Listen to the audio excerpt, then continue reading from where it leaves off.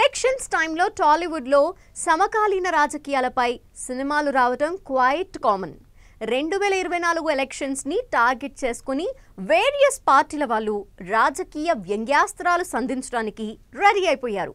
ఈ నేపథ్యంలో రాబోతున్న కొన్ని సినిమాలు ఇంట్రెస్టింగ్గా అనిపిస్తున్నాయి.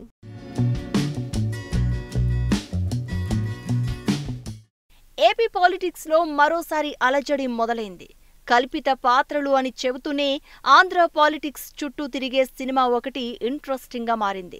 నేనెవరో ఈ ప్రపంచానికి తెలియకపోవచ్చు, కానీ ఒకటి గుర్తుపెట్టుకోండి, నేను వైఎస్ రాజశేఖర రెడ్డి కొడుకుని అంటూ ఇంట్రెస్టింగ్ గా జగన్ చేయెత్తి ప్రజలకు అభివాదం చేస్తున్న ఈ పోస్టర్ ఇప్పుడు ఆకట్టుకుంటోంది. హైదరాబాద్ స్వాతంత్రోద్యమంతో ముడిపడిన రజాకారుల ఆగడాలు సైతం వెండితెరపైకి ఎక్కించడానికి మేకర్స్ సన్నాహాలు చేస్తున్నారు. దీనికి రజాకార్ ఫైల్స్ అనే టైటిల్ కూడా ఫిక్స్ చేశారు. గతంలో రజాకారుల ఆగడాలు, అకృత్యాల నేపథ్యంలో విజేంద్ర ప్రసాద్ రాజన్న మూవీ తెరకెక్కించారు. ఇప్పుడు ఆ కథను మరింత శక్తివంతంగా తీయబోతున్నారు. 2024 ఎలక్షన్స్ కు ముందు సినిమాను రిలీజ్ చేసే ప్లాన్ చేస్తున్నారు. రజాకార్ ఫైల్స్ కు విజేంద్ర ప్రసాద్ కథను అందించబోతున్నారు. అతి త్వరలోనే దీనిని ప్రారంభించినా వచ్చే వేసవికాలం నాటికి కానీ సిద్ధం కాదు.